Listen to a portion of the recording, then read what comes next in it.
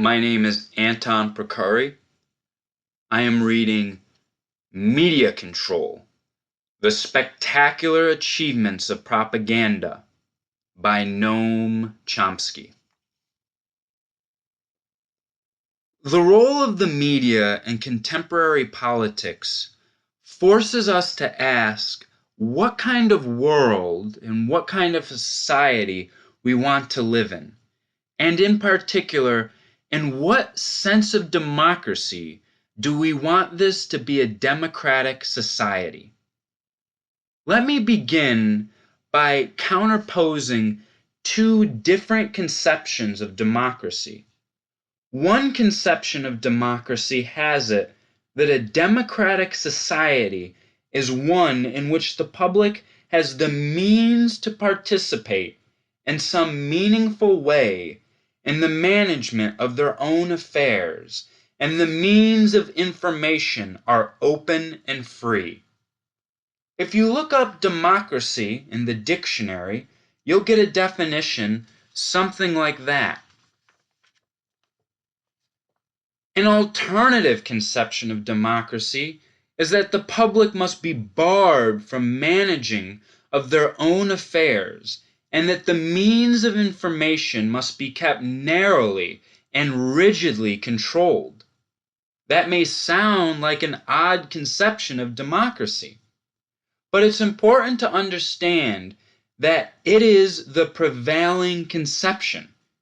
In fact, it has long been not just in operation, but even in theory. There's a long history that goes back to the earliest modern democratic revolutions in 17th century England, which largely expresses this point of view. I'm just going to keep to the modern period and say a few words about how that notion of democracy develops and why and how the problem of media and disinformation enters within that context. Early history of propaganda. Let's begin with the first modern government propaganda operation. That was under the Woodrow Wilson administration. Woodrow Wilson was elected president in 1916 on the platform Peace Without Victory. That was right in the middle of the World War I. The population was extremely pacifistic and saw no reason to become involved in a European war. The Wilson administration was actually committed to war and had to do something about it. They established a government propaganda commission called the Creel Commission, which succeeded within 6 months in turning a pacifist population into a hysterical, warmongering population which wanted to destroy everything German, tear the Germans limb from limb, go to war and save the world. That was a major achievement, and it led to a further achievement. Right at that time and after the war, the same techniques were used to whip up a hysterical Red Scare, as it was called, which succeeded pretty much in destroying unions and eliminating such dangerous problems as freedom of the press and freedom of political thought. There was very strong support from the media, from the business establishment, which in fact organized, pushed much of this work, and it was, in general, a great success. Among those who participated actively and enthusiastically in Wilson's war were the progressive intellectuals, people of the John Dewey circle, who took great pride, as you can see from their own writings at the time, in having shown that they were called the more intelligent members of the community, namely, themselves were able to drive a reluctant population into a war by terrifying them and eliciting jingoist fanaticism. The means that were used were extensive.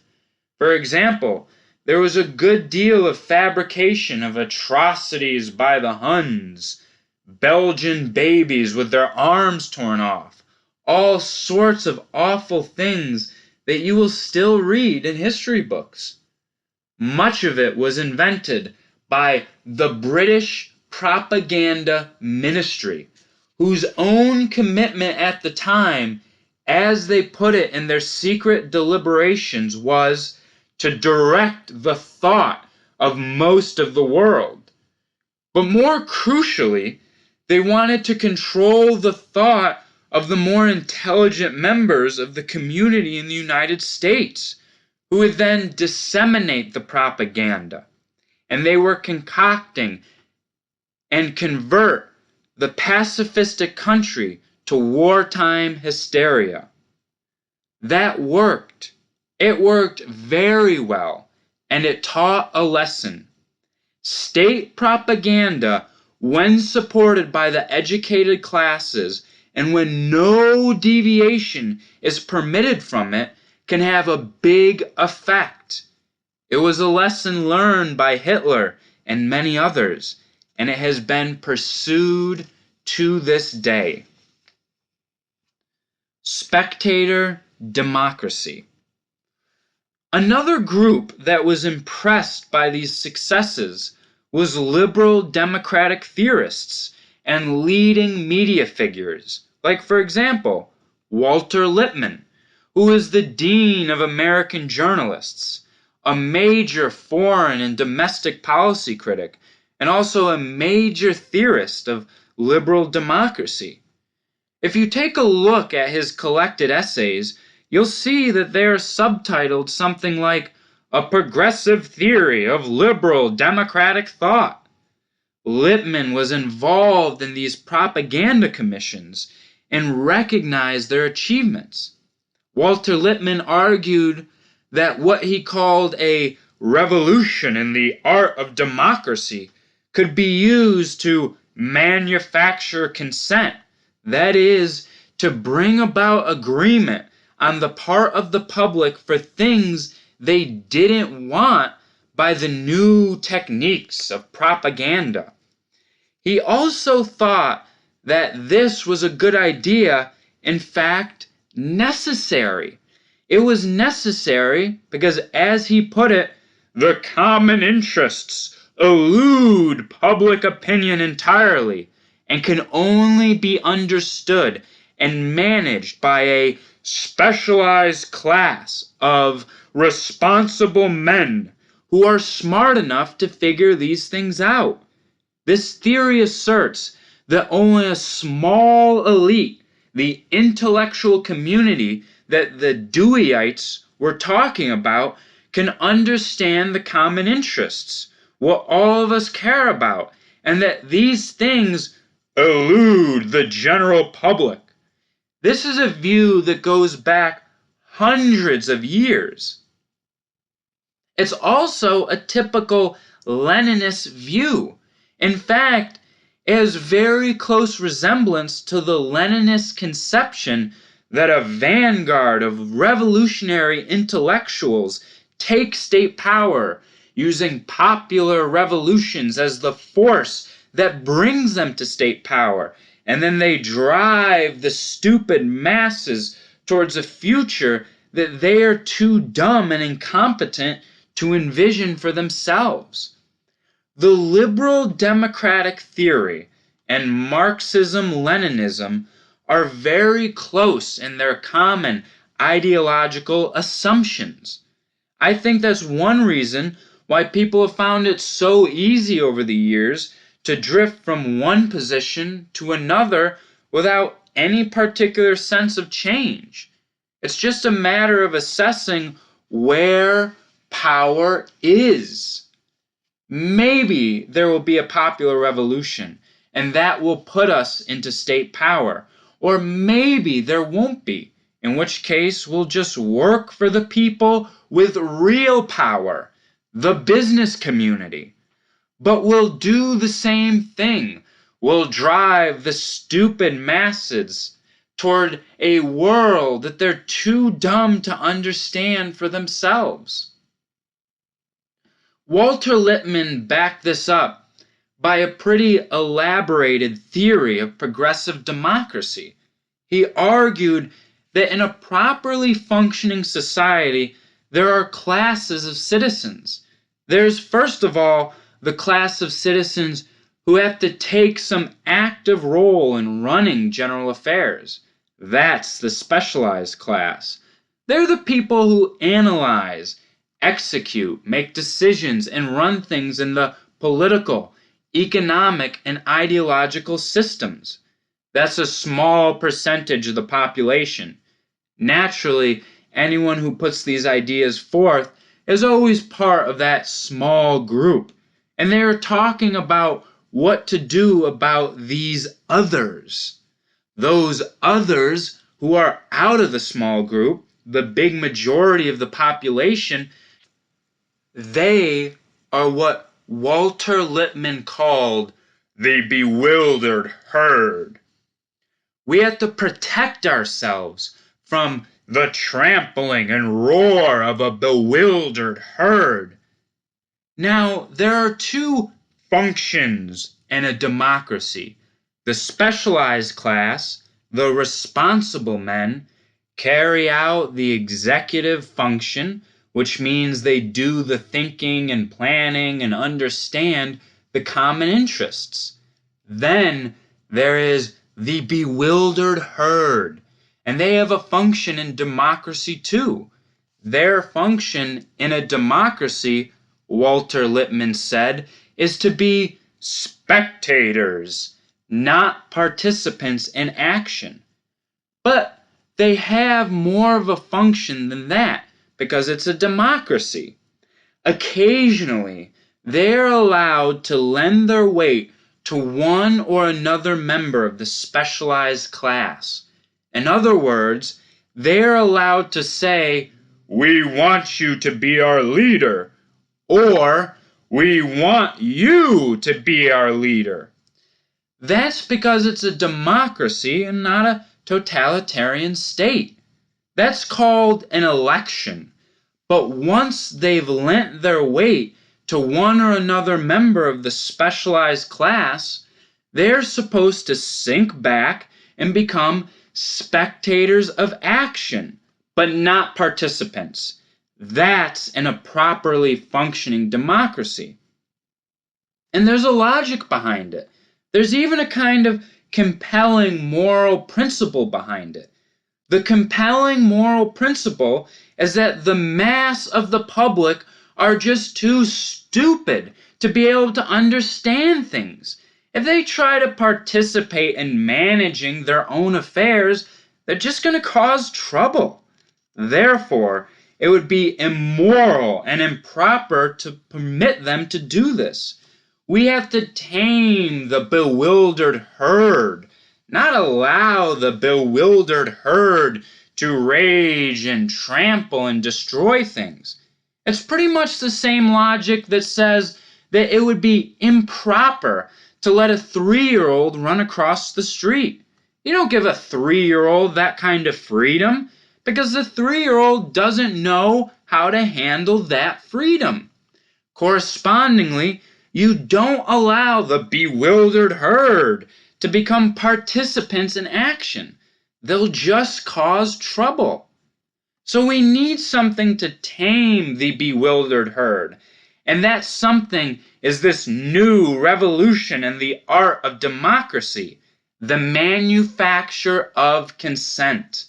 The media, the schools, and popular culture have to be divided. For the political class and the decision makers, they have to provide them with some tolerable sense of reality, although they also have to instill the proper beliefs. Just remember, there's an unstated premise here. The unstated premise, and even the responsible men have to disguise this from themselves, has to do with the question of how they get into the position where they have the authority to make decisions. The way they do that, of course, is by serving people with real power. The people with real power are the ones who own the society, which is a pretty narrow group. If the specialized class can come along and say, I can serve your interests, then they'll be part of the executive group. You've got to keep that quiet. That means they have to have instilled in them the beliefs and doctrines that will serve the interests of private power. Unless they can master that skill, they're not part of the specialized class. So we have one kind of educational system directed to the responsible men, the specialized class. They have to be deeply indoctrinated in the values and interests of private power and the state-corporate nexus that represents it. If they can achieve that, then they can be part of the specialized class. The rest of the bewildered herd basically just have to be distracted. Turn their attention to something else. Keep them out of trouble. Make sure that they remain at most spectators of action, occasionally lending their weight to one or another of the real leaders who they may select among. This point of view has been developed by lots of other people. In fact, it's pretty conventional. For example, the leading theologian and foreign policy critic Reinhold Niebuhr, sometimes called the theologian of the establishment, the guru of George Kennan and the Kennedy intellectuals, put it that rationality is a very narrowly restricted skill. Only a small number of people have it. Most people are guided by just emotion and impulse. Those of us who have rationality have to create necessary illusions and emotionally potent oversimplifications to keep the naive simpletons more or less on course. This became a substantial part of contemporary political science. In the 1920s and early 1930s, Harold Lasswell, the founder of the modern field of communications and one of the leading American political scientists, explained that we should not succumb to democratic dogmatisms about men being the best judges of their own interests, because they're not. We are the best judges of the public interests. Therefore, just out of ordinary morality, we have to make sure that they don't have an opportunity to act on the basis of their misjudgments. In what is nowadays called a totalitarian state or a military state, it's easy. You just hold a bludgeon over their heads, and if they get out of line, you smash them over the head. But as a society has become more free and democratic, you lose that capacity. Therefore, you have to turn to the techniques of propaganda. The logic is clear. Propaganda is to a democracy what the bludgeon is to a totalitarian state. That's wise and good because, again, the common interests elude the bewildered herd. They can't figure them out. Public relations. The United States pioneered the public relations industry. Its commitment was to control the public mind, as its leaders put it. They learned a lot from the successes of the Creel Commission and the successes in creating the Red Scare and its aftermath. The public relations industry underwent a huge expansion at that time. It succeeded for some time in creating almost total subordination of the public to business rule through the 1920s.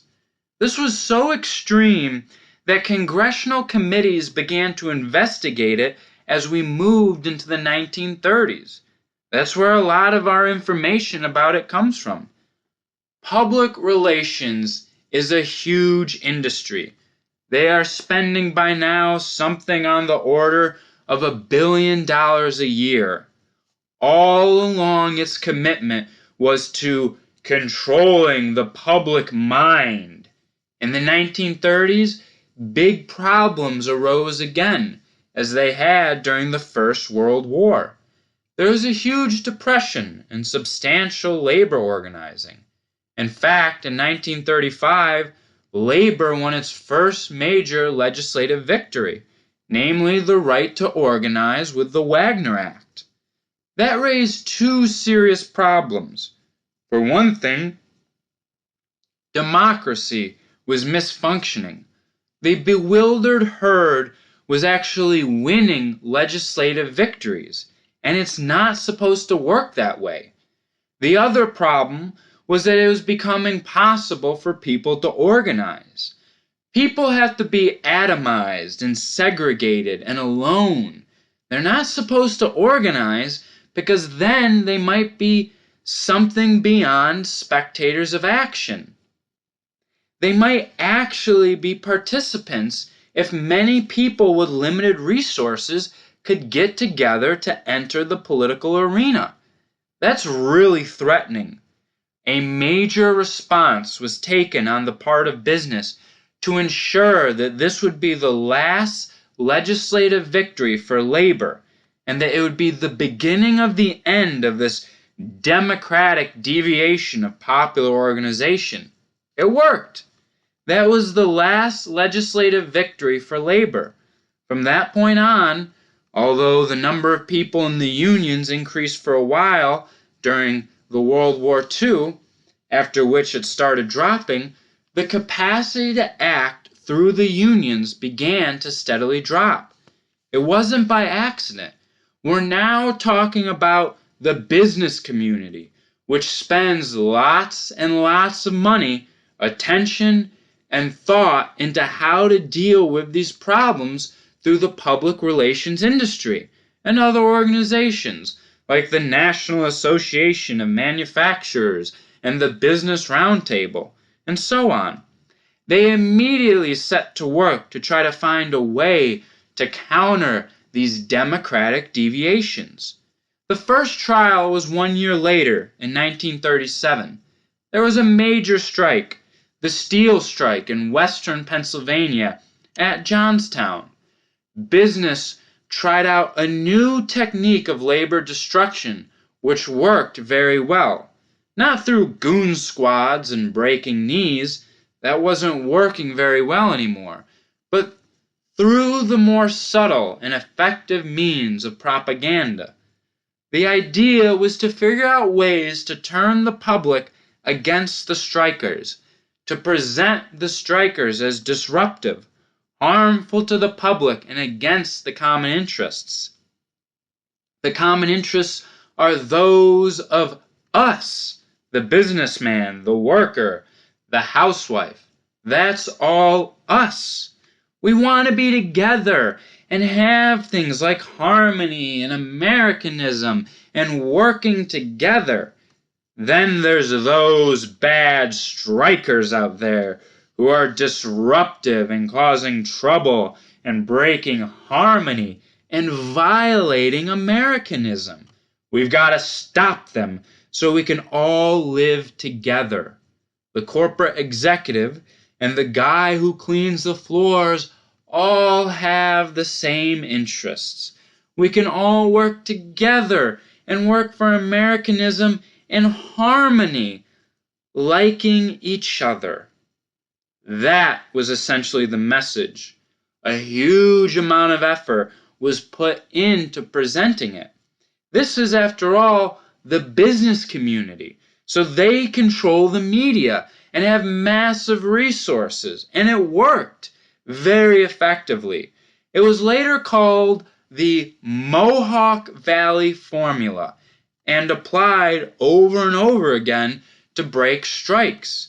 They were called scientific methods of strike breaking and worked very effectively by mobilizing community opinion in favor of vapid, empty concepts like Americanism. Who can be against that? Or harmony? Who can be against that? Or as in the Persian Gulf War, support our troops. Who can be against that? Or yellow ribbons. Who can be against that? Anything that's totally vacuous. In fact, what does it mean if somebody asks you, do you support the people in Iowa? Can you say, yes, I support them, or no, I don't support them? It's not even a question. It doesn't mean anything. That's the point. The point of public relations slogans like support our troops is that they don't mean anything. They mean as much as whether you support the people in Iowa. Of course, there was an issue. The issue was, do you support our policy? But you don't want people to think about that issue. That's the whole point of good propaganda. You want to create a slogan that nobody's going to be against and everyone's going to be for. Nobody knows what it means because it doesn't mean anything. Its crucial value is it diverts your attention from a question that does mean something. Do you support our policy? That's the one you're not allowed to talk about. So you have people arguing about support for the troops. Of course, I don't not support them. Then you've won. That's like Americanism and harmony. We're all together. Empty slogans. Let's join in. Let's make sure we don't have these bad people around to disrupt our harmony with their talk about class struggle, rights, and that sort of business. That's all very effective. It runs right up to today. And of course it is carefully thought out. The people in the public relations industry aren't there for the fun of it. They're doing work. They're trying to instill the right values. In fact, they have a conception of what democracy ought to be. It ought to be a system in which the specialized class is trained to work in the service of the masters, the people who own the society. The rest of the population ought to be deprived of any form of organization, because organization just causes trouble. They ought to be sitting alone in front of the TV and having drilled into their heads the message which says the only value in life is to have more commodities or live like that rich middle-class family you're watching and to have nice values like harmony and Americanism. That's all there is in life. You may think in your own head that there's got to be something more in life than this, but since you're watching the tube alone, you assume, I must be crazy, because that's all that's going on over there. And since there is no organization permitted, that's absolutely crucial. You never have a way of finding out whether you are crazy, and you just assume it, because it's the natural thing to assume. So that's the ideal. Great efforts are made in trying to achieve that ideal. Obviously, there is a certain conception behind it. The conception of democracy is the one that I mentioned. The bewildered herd is a problem. We've got to prevent their roar and trampling. We've got to distract them. They should be watching the Super Bowl or sitcoms or violent movies. Every once in a while, you call on them to chant meaningless slogans like, support our troops.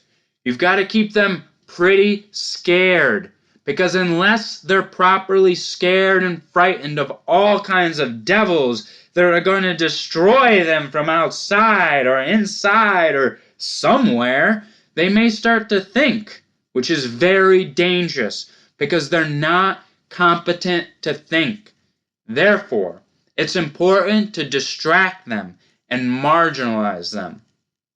That's one conception of democracy. In fact, going back to the business community, the last legal victory for labor really was 1935, the Wagner Act. After the war came, the unions declined, as did a very rich working class culture that was associated with the unions. That was destroyed. We moved to a business-run society at a remarkable level. This is the only state capitalist industrial society which doesn't have even the normal social contract that you find in comparable societies. Outside of South Africa, I guess, this is the only industrial society that doesn't have national health care. There's no general commitment to even minimal standards of survival for the parts of the population who can't follow those rules and gain things for themselves individually. Unions are virtually non-existent. Other forms of popular structure are virtually non-existent. There are no political parties or organizations. It's a long way toward the ideal, at least structurally. The media are a corporate monopoly. They have the same point of view. The two parties are two factions of the business party. Most of the population doesn't even bother voting because it looks meaningless. They are marginalized and properly distracted. At least that's the goal. The leading figure in the public relations industry, Edward Bernays, actually came out of the Creel Commission. He was part of it, learned his lessons there, and went on to develop what he called the engineering of consent, which he described as the essence of democracy. The people who are able to engineer consent are the ones who have the resources and the power to do it. The business community. And that's who you work for. Engineering opinion. It is also necessary to whip up the population in support of foreign adventures. Usually the population is pacifist, just like they were during the First World War. The public sees no reason to get involved in foreign adventures, killing and torture, so you have to whip them up. And to whip them up, you have to frighten them. Bernays himself had an important achievement in this respect. Edward Bernays was the person who ran the public relations campaign for the United Fruit Company in 1954, when the United States moved in to overthrow the capitalist democratic government of Guatemala and installed a murderous death squad society, which remains that way to the present day, with constant infusions of U.S. aid to prevent in more than empty form democratic deviations. It's necessary to constantly ram through domestic programs which the public is opposed to, because there's no reason for the public to be in favor of domestic programs that are harmful to them. This, too, takes extensive propaganda. We've seen a lot of this in the last 10 years. The Reagan programs were overwhelmingly unpopular. Voters in the 1984 Reagan landslide by about 3-2 hoped that his policies would not be enacted. If you take particular programs like armaments, cutting back on social spending, etc., almost every one of them was overwhelmingly opposed by the public. But as long as people are marginalized and distracted and have no way to organize or articulate their sentiments, or even know that others have these sentiments, people who said that they prefer social spending to military spending, who gave that answer on polls, as people overwhelmingly did, assumed that they were the only people with that crazy idea in their heads. They've never heard it from anywhere else.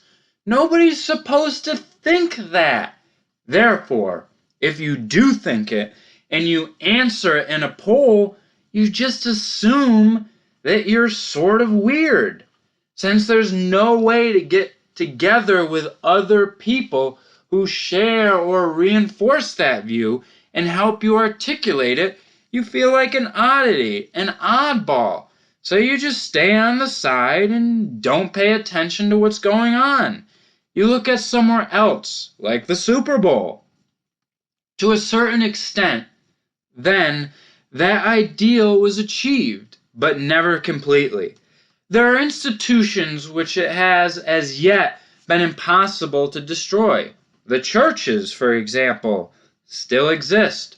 A large part of the dissident activity in the United States comes out of the churches, for the simple reason that they're there. So when you go to a European country and give a political talk, it may very likely be in the Union Hall. Here, that won't happen, because unions, first of all, barely exist. And if they do exist, they're not political organizations. But the churches do exist, and therefore you often give a talk in a church. Central American solidarity work mostly grew out of the churches, mainly because they exist. The bewildered herd never gets properly tamed, so this is a constant battle. In the 1930s, they arose again and were put down. In the 1960s, there was another wave of dissidents. There was a name for that. It was called by the specialized class the crisis of democracy. Democracy was regarded as entering into a crisis in the 1960s. The crisis was that large segments of the population were becoming organized and active and trying to participate in the political arena. Here we come back to these two conceptions of democracy. By the dictionary definition, that's an advance in democracy. By the prevailing conception, that's a problem, a crisis that has to be overcome. The population has to be driven back to the apathy, obedience, and passivity that is their proper state. We therefore have to do something to overcome the crisis. Efforts were made to achieve that. As it worked, the crisis of democracy is still alive and well, fortunately, but not very effective in changing policy. But it is effective in changing opinion, contrary to what a lot of people believe. Great efforts were made after the 1960s to try to reverse and overcome this malady. One aspect of the malady actually got a technical name. It was called the Vietnam Syndrome. The Vietnam Syndrome, a term that began to come up around 1970, has actually been defined on occasion. The Reaganite intellectual Norman Podhoretz defined it as the sickly inhibitions against the use of military force. There was these sickly inhibitions against violence on the part of a large part of the public. People just didn't understand why we should go around torturing people and killing them and carpet bombing them. It's very dangerous for a population to be overcome by these sickly inhibitions, as Goebbels understood, because then there's a limit on foreign adventures. It's necessary, as the Washington Post put it rather proudly during the Gulf War hysteria, to instill people respect for martial value. That's important. If you want to have a violent society that uses force around the world to achieve the ends of its own domestic elite, it's necessary to have a proper appreciation of the martial virtues and none of these sickly inhibitions about using violence. So that's the Vietnam Syndrome. It's necessary to overcome that one. Representation as reality. It's also necessary to completely falsify history. That's another way to overcome these sickly inhibitions, to make it look as if when we attack and destroy somebody, we're really protecting and defending ourselves against major aggressors and monsters and so on. There's been a huge effort since the Vietnam War to reconstruct the history of that. Too many people began to understand what was really going on, including plenty of soldiers and a lot of young people who were involved with the peace movement and others. That was bad. It was necessary to rearrange those bad thoughts and to restore some form of sanity, namely a recognition that whatever we do is noble and right. If we are bombing South Vietnam, that's because we're defending South Vietnam against somebody, namely the South Vietnamese, since nobody else was there. It's what the Kennedy intellectuals called defense against internal aggression in South Vietnam. That was the phrase internal aggression used by Adlai Stevenson and others. It was necessary to make that the official and well understood picture. That's worked pretty well. When you have total control over the media and the educational system and scholarship is conformist, you can get that across. One indication of it was revealed in a study done at the University of Massachusetts on attitudes toward the current Gulf crisis, a study of beliefs and attitudes in television watching. One of the questions asked in that study was, how many Vietnamese casualties would you estimate there were during the Vietnam War? The average response on the part of Americans today is about 100,000. The official figure is about 2 million. The actual figure is probably 3 to 4 million. The people who conducted the study raised an important question. What would we think about German political culture if, when you ask people today how many Jews died in the Holocaust, they estimated about 300,000? What would that tell us about German political culture? They leave the question unanswered, but you can pursue it. What does it tell us about our culture? It tells us quite a bit. It is necessary to overcome the sickly inhibitions against the use of military force and other democratic deviations. In this particular case, it worked. This is true on every topic. Pick the topic you like. The Middle East, international terrorism, Central America, whatever it is. The picture of the world that's presented to the public has only the remotest relation to reality. The truth of the matter is buried under edifice after edifice of lies upon lies. It's all been a marvelous success from the point of view in deterring the threat of democracy, achieved under conditions of freedom, which is extremely interesting. It's not like a totalitarian state where it's done by force. These achievements are under conditions of freedom.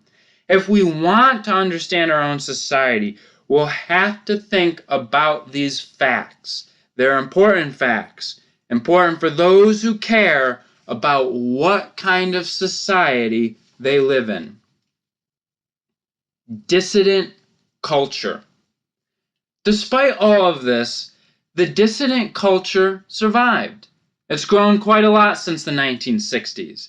In the 1960s, the dissident culture, first of all, was extremely slow in developing. There was no protests against the Indochina War until years after the United States had started bombing South Vietnam. When it did grow, it was a very narrow dissident movement, mostly students and young people. By the 1970s, that had changed considerably. Major popular movements had developed: the environmental movement, the feminist movement, the anti-nuclear movement, and others.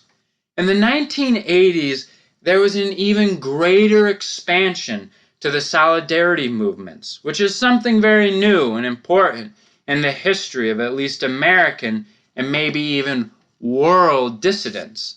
These were movements that not only protested, but actually involved themselves, often intimately, in the lives of suffering people elsewhere. They learned a great deal from it and had quite a civilizing effect on mainstream America. All of this has made a very large difference. Anyone who has been involved in this kind of activity for many years must be aware of this. I know myself that the kind of talks I give today in the most reactionary parts of the country, central Georgia, rural Kentucky, etc., are talks of the kind that I couldn't have given at the peak of the peace movement to the most active peace movement audience. Now you can give them anywhere. People may agree or not agree, but at least they understand what you're talking about. And there's some sort of common ground that you can pursue. These are all signs of the civilizing effect.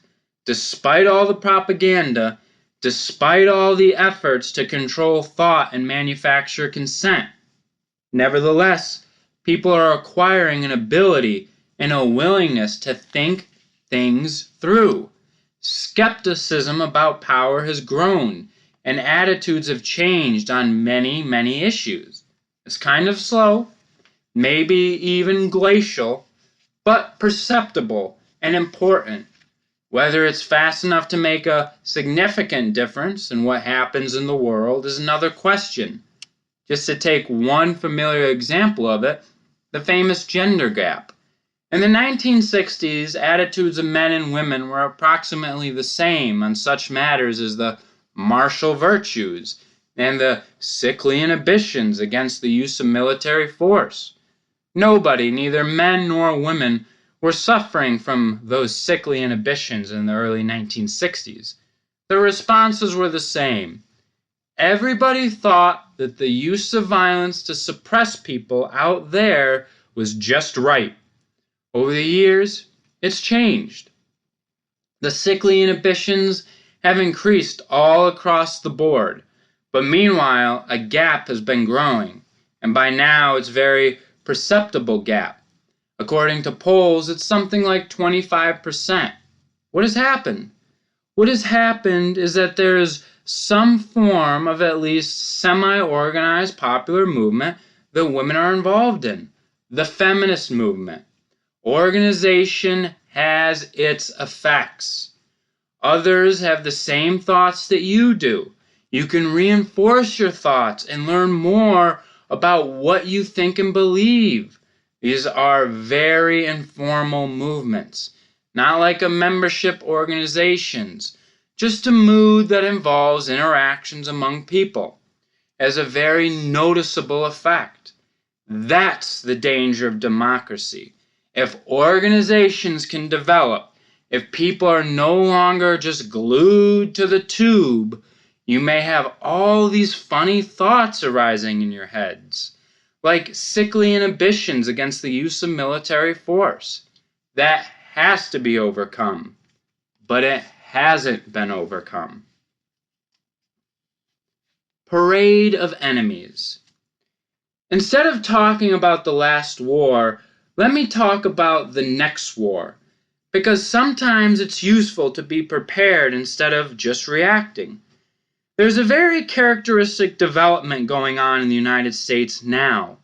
It's not the first country in the world that's done this. There are growing domestic, social, and economic problems. In fact, maybe catastrophes.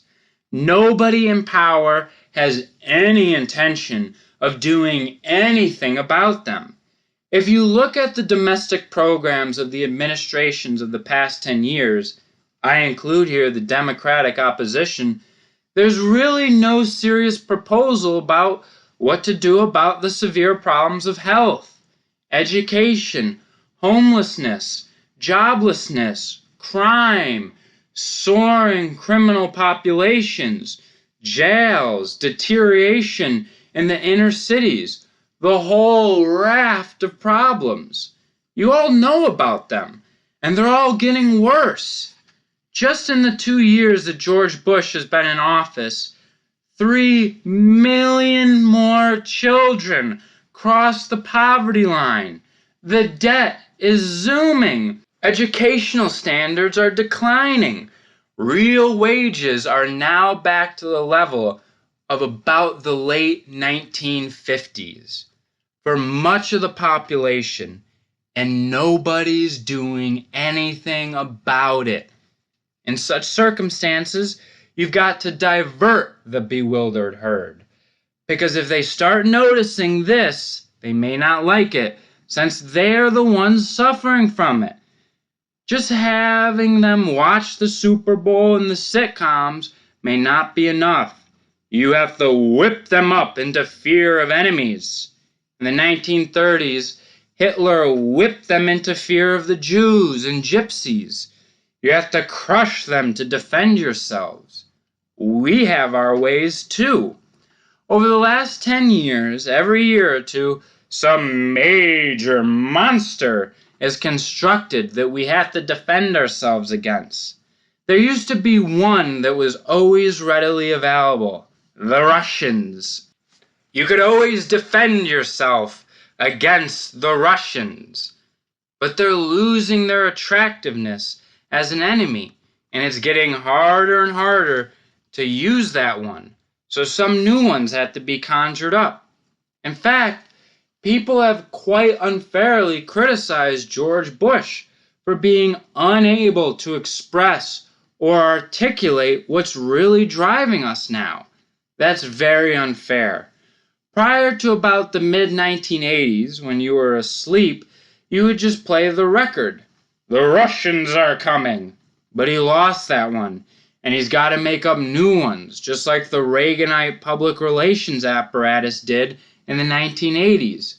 So it was international terrorists and narco-traffickers and crazed Arabs and Saddam Hussein, the new Hitler, was going to conquer the world. You've got to keep coming up one after another. You frighten the population, terrorize them, intimidate them, so that they're too afraid to travel and cower in fear. Then you have a magnificent victory over Grenada, Panama, or some other defenseless third world army that you can pulverize before you ever bother to look at them. Which is just what happened. That gives relief. We were saved at the last minute. That's one of the ways in which you can keep the bewildered herd from paying attention to what's really going on around them. Keep them diverted and controlled. The next one that's coming along, most likely, will be Cuba. That's going to require a continuation of the illegal economic warfare against Cuba, possibly a revival of the extraordinary international terrorism. The most major international terrorism organized yet has been the Kennedy administration's Operation Mongoose, then the things that followed along against Cuba. There's been nothing remotely comparable to it except perhaps the war against Nicaragua, if you call that terrorism.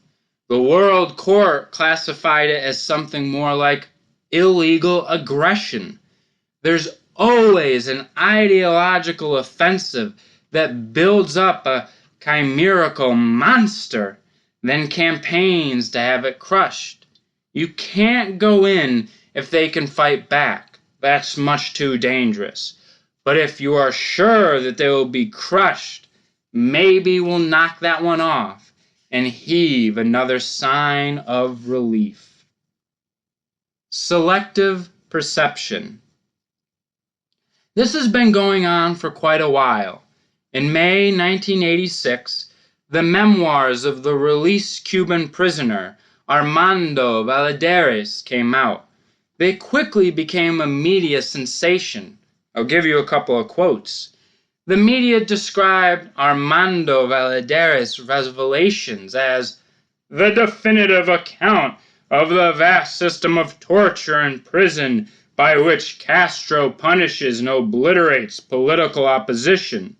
It was an aspiring and unforgettable account of the bestial prisons, inhuman torture, and record of state violence under yet another of this century's mass murderers, who we learn at last from this book has created a new despotism that has institutionalized torture as a mechanism of social control in the hell that was the Cuba that Valladares lived in. That's the Washington Post and the New York Times in repeated reviews. Castro is described as a dictatorial goon. His atrocities were revealed in this book so conclusively that only the most light-headed and cold-blooded Western intellectual will come to the tyrant's defense, said the Washington Post. Remember, this is the account of what happened to one man. Let's say it's all true. Let's raise no questions about what happened to the one man who says he was tortured. At a White House ceremony marking Human Rights Day, he was singled out by Ronald Reagan for his courage in enduring the horrors and sadism of this bloody Cuban tyrant. He was then appointed the U.S. representative at the United Nations Human Rights Commission, where he has been able to perform signal services defending the Salvadoran and Guatemalan governments against charges that they conduct atrocities so massive they make anything he suffered look pretty minor. That's the way things stand. That was May 1986. It was interesting, and it tells you something about the manufacture of consent. The same month, the surviving members of the human rights group of El Salvador, the leaders had been killed, were arrested and tortured, including Herbert Anaya, who was the director. They were sent to a prison, La Esperanza Hope Prison. While they were in prison, they continued their human rights work. They were lawyers. They continued taking affidavits. They were 432 prisoners in that prison. They got signed affidavits from 430 of them in which they described under oath the torture that they had received, electrical torture and other atrocities, including in one case torture by a North American U.S. major in uniform who is described in some detail. This is an unusually explicit and comprehensive testimony, probably unique in its detail about what's going on in a torture chamber. This 160-page report out of the prisoner's sworn testimony was sneaked out of prison, along with a videotape which was taken showing people testifying in prison about their torture. It was distributed by the Marin County Interfaith Task Force. The national press refused to cover it. The TV stations refused to run it. There was an article in the local Marin County newspaper, the San Francisco Examiner, and I think that's all. No one else would touch it. This was a time when there was more than a few light-headed and cold-blooded Western intellectuals who were singing the praises of Jose Napoleon Duarte and of Ronald Reagan. Herbert Anaya was not the subject of any tributes. He didn't get on Human Rights Day. He wasn't appointed to anything. He was released in a prisoner exchange and then assassinated, apparently by the US-backed security forces. Very little information about that ever appeared. The media never asked whether exposure of the atrocities, instead of sitting on them and silencing them, might have saved his life.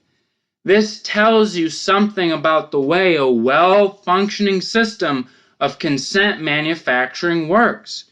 In comparison with the revelations of Herbert Anaya in El Salvador, Armando Valladares' memoirs are not even a pea next to the mountain.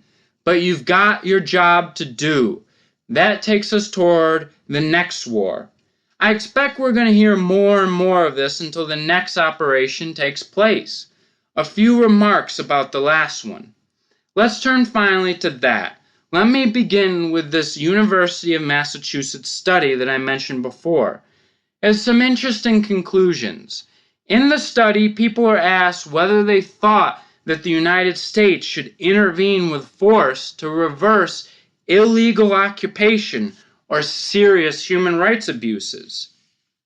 By about 2-1, people in the United States thought that we should.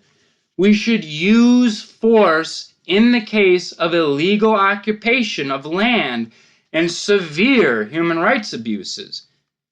If the United States was to follow that advice, we would bomb El Salvador, Guatemala, Indonesia, Damascus, Tel Aviv, Cape Town, Turkey, Washington, and a whole list of other states.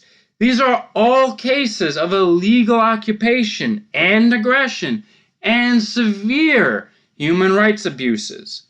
If you know the facts about that range of examples, you'll know very well that Saddam Hussein's aggression and atrocities fall within the range. They're not the most extreme. Why doesn't anybody come to that conclusion? The reason is that nobody knows. In a well-functioning propaganda system, nobody would know what I'm talking about when I list that range of examples. If you bother to look, you find that those examples are quite appropriate. Take one that was ominously close to being perceived during the Gulf War. In February, right in the middle of the bombing campaign, the government of Lebanon requested Israel to observe United Nations Security Council Resolution 425, which called on it to withdraw immediately and unconditionally from Lebanon. That resolution dates from March 1978.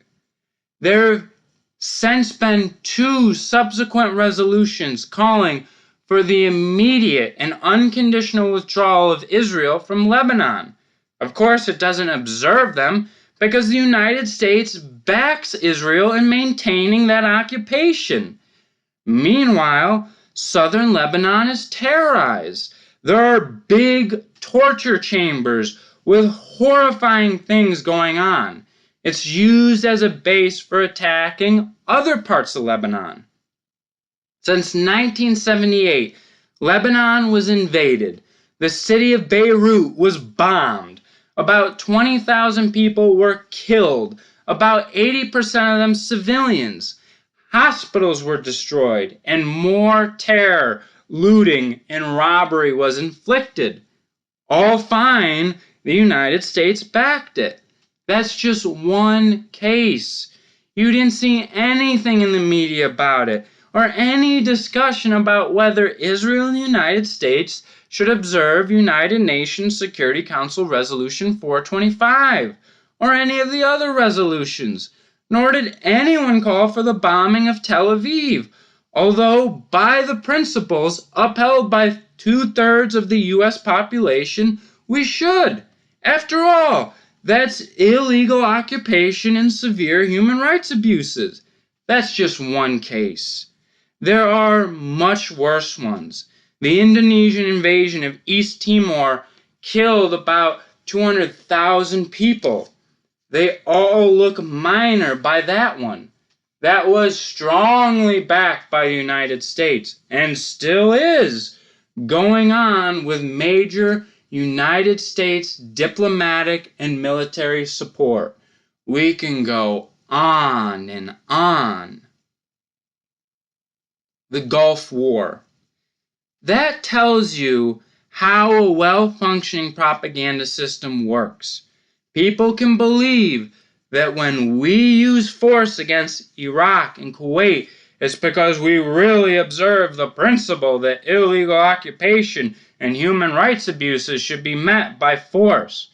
They don't see what it would mean if those principles were applied to U.S. behavior. That's a success of propaganda of quite a spectacular type.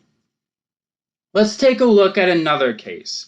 If you look closely at the coverage of the war since August 1990, you'll notice that there are a couple of striking voices missing. For example, there's an Iraqi democratic opposition. In fact, a very courageous and quite substantial Iraqi democratic opposition. They, of course, function in exile because they couldn't survive in Iraq. They're in Europe primarily. They're bankers, engineers, architects, people like that. They are articulate. They have voices and they speak. The previous February, when Saddam Hussein was still George H.W. Bush's favorite friend and trading partner, they actually came to Washington, according to Iraqi democratic opposition sources, with a plea for some kind of support for a demand of theirs calling for a parliamentary democracy in Iraq. They were totally rebuffed because the United States had no interest in it. There was no reaction to this in the public record. Since August, it became a little harder to ignore their existence. In August, we suddenly turned against Saddam Hussein after having favored him for many years. Here was an Iraqi democratic opposition who ought to have some thoughts about the matter. They would be happy to see Saddam Hussein drawn and quartered. He killed their brothers, tortured their sisters, and drove them out of the country. They have been fighting against his tyranny throughout the whole time that Ronald Reagan and George H.W. Bush were cherishing Saddam Hussein. What about their voices? Take a look at the national media and see how much you can find about the Iraqi democratic opposition from August through March 1991. You can't find a word. It's not that they're inarticulate. They have statements, proposals, calls, and demands. If you look at them, you find that they're indistinguishable from those of the American peace movement. They're against Saddam Hussein, and they're against the war against Iraq. They don't want their country destroyed. What they want is a peaceful resolution, and they know perfectly well that it might have been achievable. That's the wrong view, and therefore they're out. We don't hear a word about the Iraqi democratic opposition. If you want to find out about them, pick up the German press or the British press. They don't say much about them, but they're less controlled than we are, and they say something. This is a spectacular achievement of propaganda. First, that the voices of the Iraqi Democrats are completely excluded, and second, nobody notices it. That's interesting too. It takes a really deeply indoctrinated population not to notice that we're not hearing the voices of the Iraqi Democratic opposition and not asking the question, why? And finding out the obvious answer, because the Iraqi Democrats have their own thoughts. They agree with the international peace movement, and therefore they're out. Let's take the question of the reason for the war. Reasons were offered for the Gulf War. The reasons are aggressors cannot be rewarded, and aggression must be reversed by the quick resort to violence. That was the reason for the war. There was basically no other reason in advance. Can that possibly be the reason for the Gulf War? Does the United States uphold those principles? That aggressors cannot be rewarded and that aggression must be reversed by a quick resort to violence? I won't insult your intelligence by running through the facts, but the fact is that those arguments could be refuted in 2 minutes by a literate teenager. However, they were never refuted. Take a look at the media, the liberal commentators and critics, the people who testified in Congress, and see whether anybody questioned the assumption that the United States stands up to those principles. Has the United States opposed its own aggression in Panama and insisted on bombing Washington to reverse it? When the South African occupation of Namibia was declared illegal in 1969, did the United States impose sanctions on food and medicine? Did it go to war? Did it bomb Cape Town? No. It carried out 20 years of quiet diplomacy. It wasn't very pretty during those 20 years. In the years of the Reagan-Bush administration alone, about 1.5 million people were killed by South Africa just in the surrounding countries. Forget what was happening in South Africa and Namibia. Somehow that didn't sear our sensitive souls. We continued with quiet diplomacy and ended up with ample reward for the aggressors. They were given the major port in Namibia and plenty of advantages that took into account their security concerns. Where is the principle that we upheld? Again, it's child's play to demonstrate that those couldn't possibly have been the reasons for going to war, because we don't uphold these principles. But nobody did it. That's what's important. And nobody bothered to point out the conclusions that follows. No reason was given for going to war. None. No reason was given for going to war that cannot be refuted by a literate teenager in about 2 minutes. That, again, is the hallmark of a totalitarian culture. It ought to frighten us that we are so deeply totalitarian that we can be driven to war without any reason being given for it, and without anybody noticing Lebanon's request or caring. It's a very striking fact.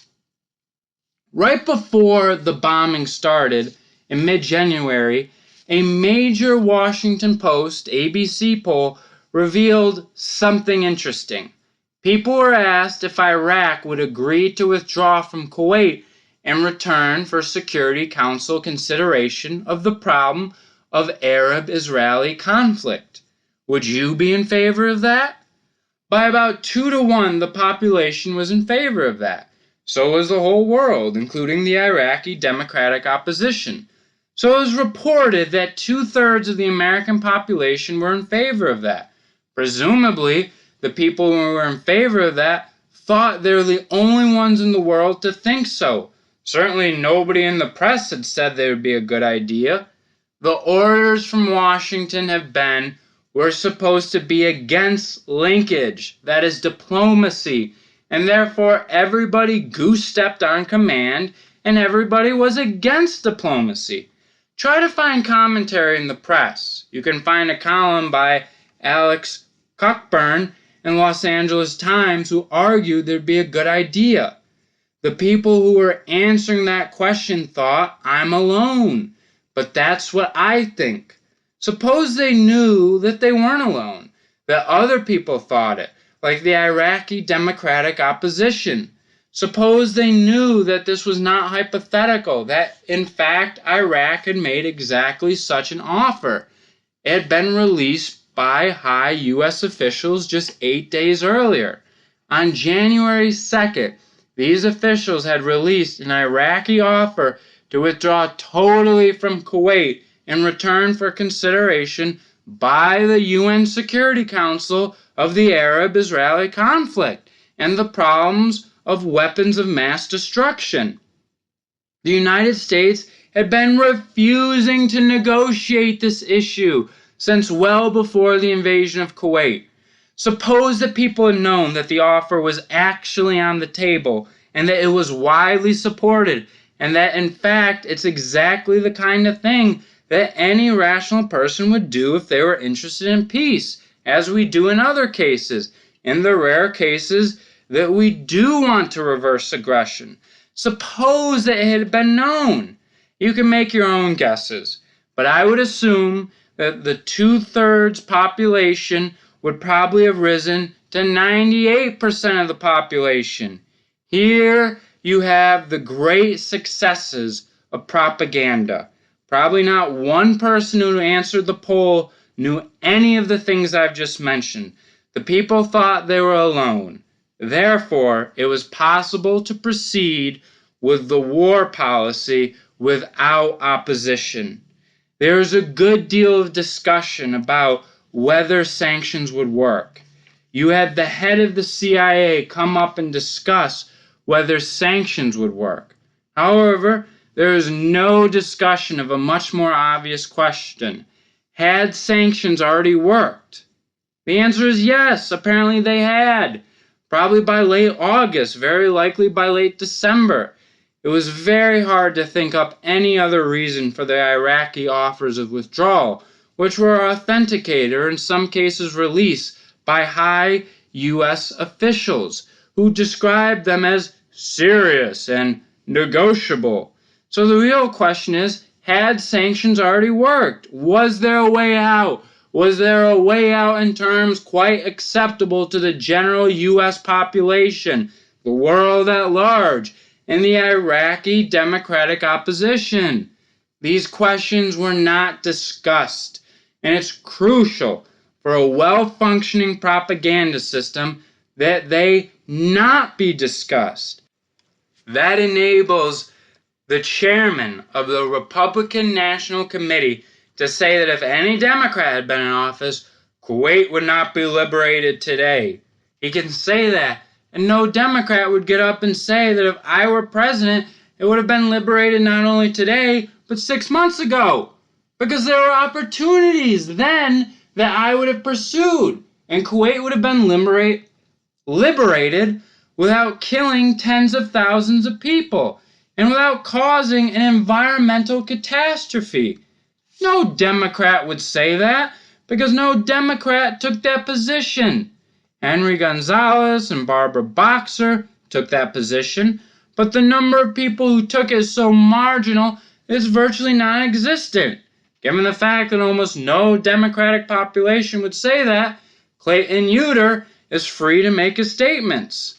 When Scud missiles hit Israel, nobody in the press applauded. Again, that's an interesting fact about a well-functioning propaganda system. We might ask, why not? After all, Saddam Hussein's arguments were as good as George H.W. Bush's arguments. What were they after all? Let's just take Lebanon. Saddam Hussein says that he can't stand annexation. He can't let Israel annex the Syrian Golan Heights and East Jerusalem in opposition to the unanimous agreement of the Security Council. He can't stand annexation. He can't stand aggression. Israel has been occupying southern Lebanon since 1978 in violation of United Nations Security Council resolutions that it refuses to abide by. In the course of that period, it attacked all of Lebanon and still bombs most of Lebanon at will. He can't stand it. He might have read the Amnesty International report on Israeli atrocities in the West Bank. His heart is bleeding. He can't stand it. Sanctions can't work because the United States vetoes them. Negotiations won't work because the United States blocks them. What's left but force? He's been waiting for years. 13 years in the case of Lebanon. 20 years in the case of the West Bank. You've heard that argument before. The only difference between that argument and the one you heard is that Saddam Hussein could truly say sanctions and negotiations can't work because the United States blocks them. But George H.W. Bush couldn't say that because sanctions apparently had worked. And there was every reason to believe that negotiations could work, except that he adamantly refused to pursue them, saying explicitly there will be no negotiations right through. Did you find anybody in the press who pointed that out? No. It's a triviality. It's something that, again, a literate teenager could figure out and admit it. But nobody pointed it out. No commentator. No editorial writer. That, again, is the sign of a very well-run totalitarian culture. It shows that the manufacture of consent is working. Let's comment about this. We could give many examples. You could make them up as you go along. Take the idea that Saddam Hussein is a monster about to conquer the world, widely believed in the United States and not unrealistically. It was drilled into people's heads over and over again. He's about to take everything. He's a monster. We've got to stop him now. How did he get that powerful? This is a small third world country without an industrial base. For 8 years, Iraq had been fighting Iran. That's post-revolutionary Iran, which had decimated its officer corps and most of its military force. Iraq had a little bit of support in that war. It was backed by the Soviet Union, the United States, Europe, the major Arab countries, and the Arab oil producers. Iraq couldn't defeat Iran, but all of a sudden, it's ready to conquer the world. Did you find anybody who pointed that out? The fact of the matter is, this was a third world country, Iraq, with a peasant army. It is now being conceded that there was a ton of disinformation about the fortifications, the chemical weapons, etc. But did you find anybody who pointed it out? No! You found virtually nobody who pointed it out. That's typical.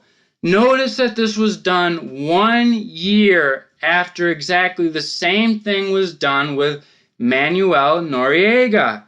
Manuel Noriega is a minor thug by comparison with George H.W. Bush's friend Saddam Hussein, or George H.W. Bush's other friends in Beijing, or George H.W. Bush himself, for that matter. In comparison with them, Manuel Noriega is a pretty minor thug. Bad, but not a world-class thug of the kind we like. He was turned into a creature larger than life. He was going to destroy us, leading the narco-traffickers. We had to quickly move in and smash them, killing a couple of hundred or maybe 1,000 people, restoring to power the tiny, maybe 8% white oligarchy and putting U.S. military officers in control at every level of the political system in Panama. We had to do all those things because, after all, we had to save ourselves or we were going to be destroyed by this monster called Manuel Noriega.